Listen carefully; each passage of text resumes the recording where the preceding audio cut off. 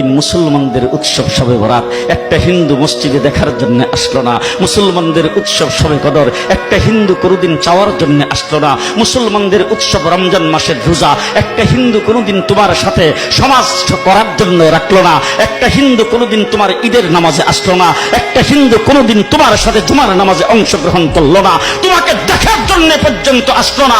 তার কারণ হলো হিন্দুরা মনে করে এটা মুসলমানের উৎসব, আর তুমি মুসলমান হইয়া হিন্দুর দুর্গা পূজায় কিভাবে গেলা? তোমার কি হয়ে গেল? তোমার কি লজ্জা শরম তুমি ধুয়ে ফেলে দিয়েছো? তোমার কি কোনো লজ্জা শরম নাই?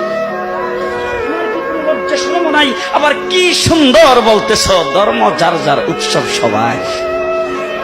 হাই হাই হাই, ও মুসলমান যুবকেরা ভালো করে শোনো, ধর্ম যার যার উৎসব সবার, তাইলে বিয়া যার যার বউ তো সবার। জি, বিয়ে যার যার বউ সবার, পুষ্কুনি যার যার মাস সবার, গাছ যার যার ফল সবার, ক্ষেত যার যার ফসল সবার, দোকান যার যার মাল সবার। এখন ঘুমাইছে কি কথা বলেন না কেন? তাহলে আমার দোকানের মাল যদি আমার হয়, আমার ক্ষেতের ফসল যদি আমার হয়, আমার গাছের ফল যদি আমার হয়, আমার গাছের নারিকেল যদি আমার হয়, আমি বিয়ে করলে বউ যদি আমার হয়, মুসলমান আমার পুষ্কুনির মাছ যদি আমার হয়, তাইলে ধর্ম যার উৎসব তার।